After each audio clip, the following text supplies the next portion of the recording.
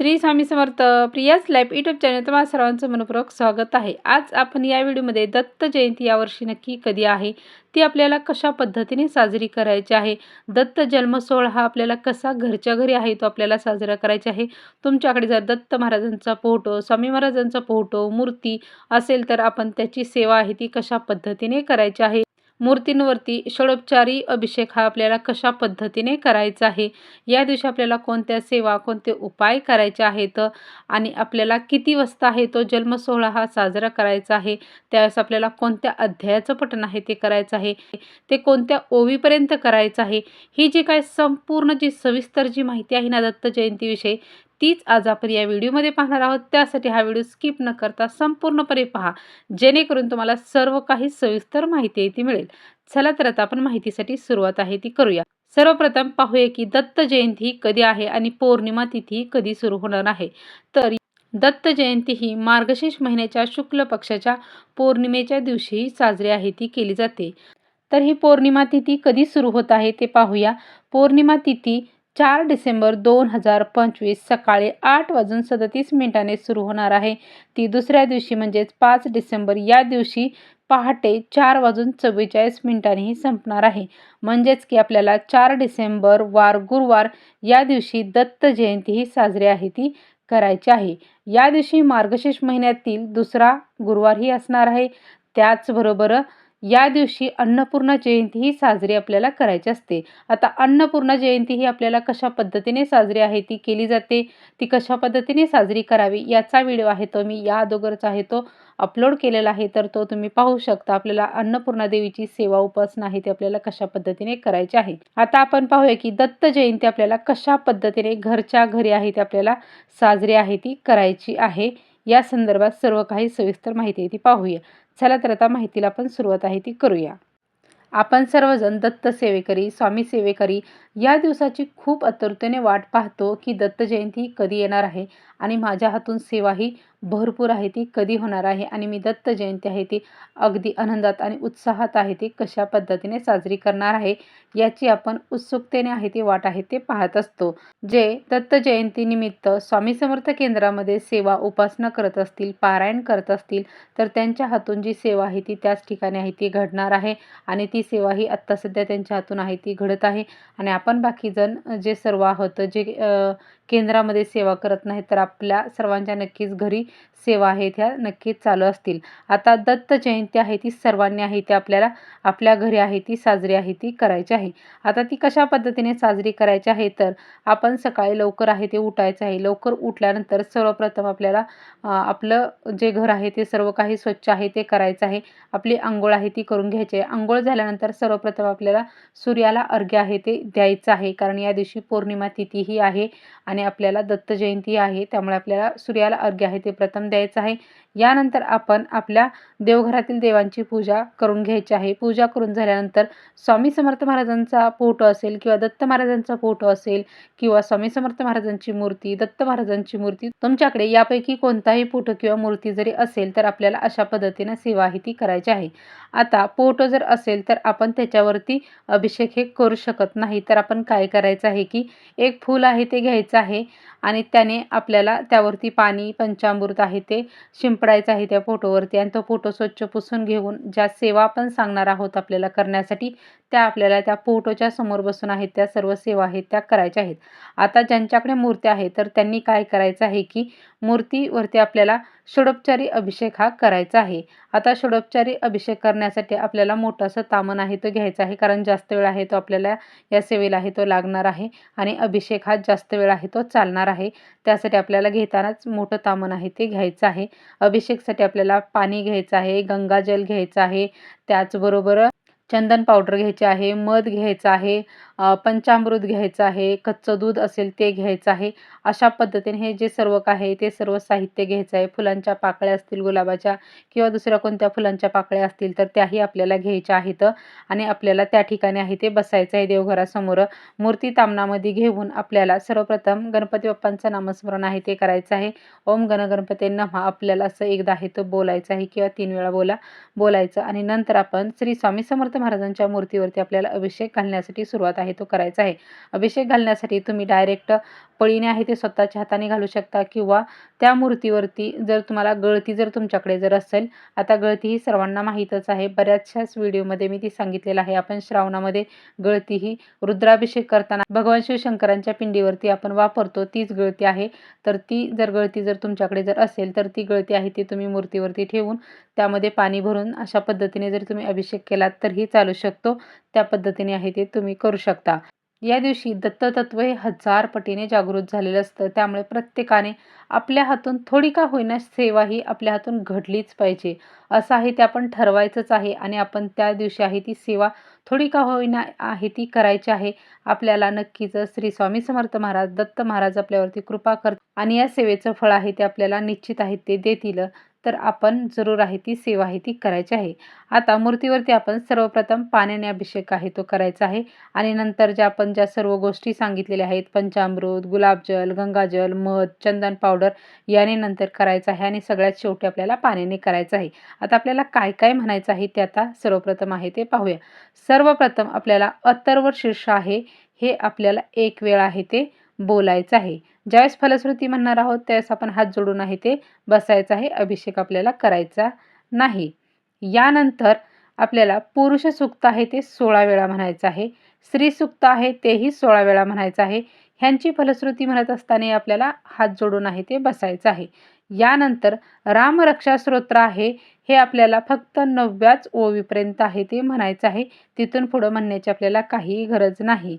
अशा प्रकारे आपल्याला हे सर्व काय आहे ते बोलून आपल्याला महाराजांच्या मूर्तीवरती अभिषेक हा करायचा आहे. आता तुमच्याकडे एवढा वेळ जर नसेल एवढं सर्व म्हणण्यासाठी तर तुम्ही श्री स्वामी समर्थ महाराज यांचा 1 माळ किंवा 11 माळी मंत्र जप आहे तो तुम्ही आहे तो करू शकता किंवा दत्त महाराजांचा दिगंबरा दिगंबरा श्रीपाद वल्लभ दिगंबरा हा जो मंत्र जप आहे तोही तुम्ही 1 माळ किंवा 11 माळी आहे तो करू शकता. ह्याही मंत्रांनी जरी तुम्ही अभिषेक केला तरीही तो चालू शकतो. अशाही पद्धतीने तुम्ही अभिषेक आहे तो करू शकता. यानंतर आपण मूर्ती आहे ती स्वच्छ आहे ती पुसून घ्यायची आहे. अगदी आपण लहान मुलांचे कसं कान, नाक, डोळे व्यवस्थितपणे पुसतो तशा पद्धतीने व्यवस्थित आहे ती मूर्ती आहे ती स्वच्छ आहे ती पुसून घ्यायची आहे. एक कापूस आहे तो घ्यायचा आहे. त्या कापसाला आपल्याला नीना अत्तर आहे ते लावायचं आहे आणि त्या अत्तर आहे ते संपूर्ण मूर्तीला आहे ते छान व्यवस्थित असं आहे ते लावून घ्यायचं आहे. यानंतर छान सुंदर अशी जर तुमच्याकडे जर मूर्तीला घालण्यासाठी महाराजांची जर वस्त्र जर असतील तर ती वस्त्र आहेत ती नक्कीच महाराजांना आहे ते आपल्याला घालायचे आहे. तर शक्यतो करून नवीन जर वस्त्र जर आपल्याला आणणं जर शक्य झालं असेल तर आपण नक्कीच नवीन वस्त्र आहे ती आणायची आहेत आणि ती मूर्तीला आहे ते आपण घालायचे आहेत. यानंतर आपण ज्या ठिकाणी स्थापना आहे ती मूर्तीची करणार आहोत त्या ठिकाणी मूर्ती आहे ती ठेवायची आहे. आता तुम्ही डायरेक्ट देवघरामध्ये आहे रोज ज्या ठिकाणी मूर्ती मांडतात त्या ठिकाणी जर मूर्ती जरी ठेवली तरी चालेल किंवा तुम्हाला डेकोरेट करायचं असेल आणि पाटावरती मूर्ती मांडून सजावट करून आपल्याला जरी ही जर दत्त जयंती आहे ती तुम्हाला छान चांगल्या प्रकारे जरी साजरी असेल करायची असेल तुमची इच्छा असेल शेवटी आपल्या मनावरती अवलंबून असतं. आपल्या मनामध्ये असतं की हां मी असं करणार, मी हे करणार, मी ते करणार असं आपल्या मनामध्ये आपण ठरवलेलं असतं. तशा पद्धतीने आहे ते तुम्ही करू शकता. तर त्या पद्धतीने आहे ती मूर्तीची स्थापना आहे ती आपल्याला जागेवरती करायची आहे. नंतर मूर्तीची आपल्याला पंचोपचारी पूजा आहे ती करून घ्यायची आहे. मूर्तीला आपल्याला गंध लावायचा आहे. त्याचबरोबर अक्षत आहेत हे अर्पण करायचे आहेत. फूल जर आपल्याला सोनचाफ्याचं जर फूल जर मिळालं तर ते अर्पण करावं. जरी ते नसेल तरी आपण कोणत्याही रंगाचं एखादं फूल आहे ते अर्पण केलं तरी चालेल. पिवळ्या रंगाचं असेल तर अतिशय उत्तम, कारण पिवळ्या रंगाचं आहे ते त्यांना अतिशय प्रिय असतं. तर तेही आपण त्यांना अर्पण आहे ते करायचं आहे. जसं आपल्याला छान असं सजावट आहे ती करता येईल. त्यांना हार एखादा आहे तो घालावा, फुलांचा घालावा आपल्याला किंवा त्या फेटा असेल त्यांच्यासाठी घालण्यासाठी तर तोही आपण त्यांना घालावा मूर्तीसाठी. असं छान अशी मूर्ती आहे ती आपल्याला छान सजावट आहे ती करून घ्यायची आहे. अशी छान पूजा आहे ती करून घ्यायची आहे. नंतर धूपदीप आहे ते त्यांना दाखवून घ्यायचं आहे. नैवेद्यासाठी तर तुम्ही आता काय घेऊ शकता तर मिठाई घेऊ शकता, दूध साखर घेऊ शकता, फळे घेऊ शकता, गोडाचा एखादा पदार्थ आहे तोही तुम्ही बनवला तरी चालेल. कोणताही अगदी शिरा बनवा, लाडू, बासुंदी किंवा खीर बनवली तरी चालेल. कोणताही एखादा गोडाचा पदार्थ आपण जरी फक्त आपण किती श्रद्धेने आणि किती भावनेने आपण हे करत आहोत याकडे महाराज आहेत हे बघतात आणि त्यानुसार ते आपल्याला फळ आहेत हे देतात. अशा पद्धतीने आपल्याला हे सर्व काय आहे ते करून घ्यायचं आहे. आता हे जे संपूर्ण आहे ते आपल्याला 12:15पर्यंतच आहे ते, म्हणजे सकाळी 12:15पर्यंत आपल्याला हे आहे ते संपूर्ण आहे ते पूजाविधी, अभिषेक असेल ते सर्व काही आपल्याला उरकून आहे ते घ्यायचं आहे. 12:15 नंतर आपल्याला एका अध्यायाचं पठण आहे ते करायचं आहे आणि नंतर 12:39ला आपल्याला दत्त महाराजांची जयंती आहे ती आपल्याला साजरी करायची आहे. म्हणजेच की त्यावेळेस त्यांचा जन्म झालेला होता, त्यामुळे आपल्याला त्यावेळेस हा जन्मोत्सव साजरा आहे तो करायचा आहे. म्हणून आपल्याला जास्तीत जास्त 12 ते 12:15पर्यंत ही संपूर्ण पूजा आहे ती आपल्याला करून घ्यायची आहे. यानंतर आपण गुरुचरित्रातील जो 4था अध्याय आहे तर याचं पठण आहे ते आपल्याला करायचं आहे. आता 4थ्या अध्यायाचं पठण आहे ते आपल्याला करण्यासाठी तुमच्याकडे जर गुरुचरित्र असेल किंवा 4थ्या अध्यायाची पोथी असेल तर त्यामधीलही तुम्ही पठण आहे ते करू शकता. आणि आजकाल इंटरनेटवरती सहज आहे ते उपलब्ध होतं. तुम्ही गुगलवरती सर्च करा, यूट्यूबवरती सर्च करा, तुम्हाला 4था अध्याय हा नक्कीच मिळून जाईल. तर त्या अध्यायाचं पठण आहे ते आपल्याला फक्त 42 ओवीपर्यंतच आहे ते करायचं आहे. आता मी तुम्हाला दत्त जन्माची थोडक्यामध्ये कथा आहे ती सांगते. ती आपल्याला या 4थ्या अध्यायामध्ये दिली गेलेली आहे. तर अनुसया माता ही साक्षात जगदंबा होती. तिच्या आश्रमात येणारी कोणतीही व्यक्ती आहे ती उपाशी कधीही जात नव्हती. ती पतीची खूप जास्त सेवा करत होती. एकनिष्ठ पतिव्रता होती. तेव्हा त्रिदेवांनी अनुसया मातेची परीक्षा घेण्याचे ठरवले.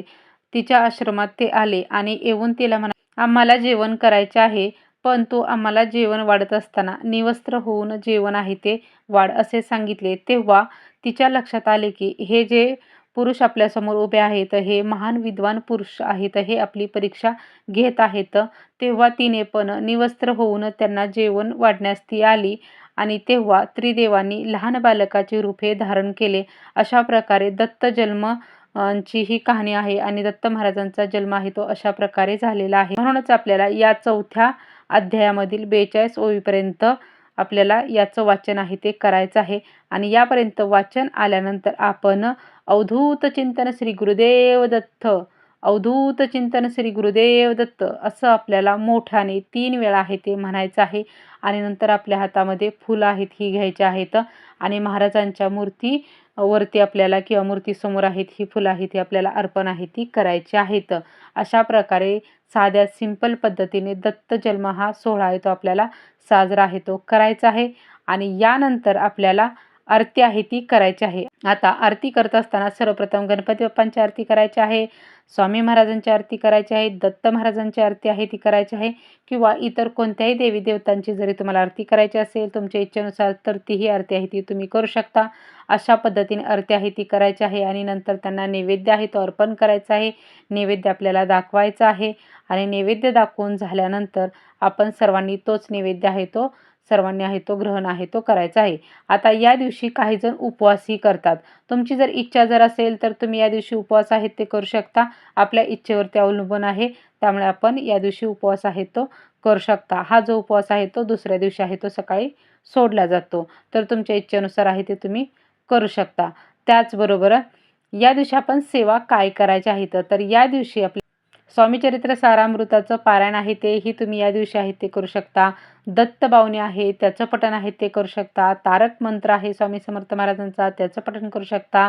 दिगंबरा दिगंबरा श्रीपाद वल्लभ दिगंबरा या मंत्राचा मंत्र जप करू शकता.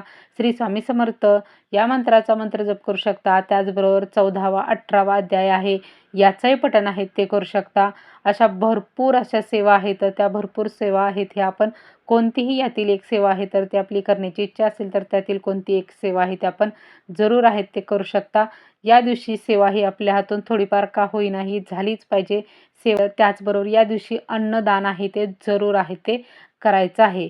या दिवशी अन्नदानाला विशेष असं महत्त्व आहे. अन्नदान हे सर्वात मोठं श्रेष्ठ असं दान मानलं गेलेलं आहे, त्यामुळे जरूर या दिवशी थोडं का होईना आपल्या हातून अन्नदान हे करायचं आहे. एखाद्या गरजू व्यक्तीला करा किंवा स्वामी समर्थ महाराज किंवा दत्त महाराजांचं मंदिर असेल तर त्या ठिकाणी जाऊन आपल्याला थोडंफार काही दान करणं शक्य झालं तर नक्कीच तुम्ही आहे ते करा. जिलेबी करू शकता किंवा लाडू, आपल्याला जे काही मिठाई कोणतंही जे काही आपल्याला दान करणं शक्य होईल तर ते या दिवशी थोड्याफार प्रमाणात आहे का ते आपल्याला दान आहे ते करायचं आहे. अशा पद्धतीने दत्त महाराजांची जयंती आहे ती आपल्याला साजरी आहे ती करायची आहे. श्री स्वामी समर्थ.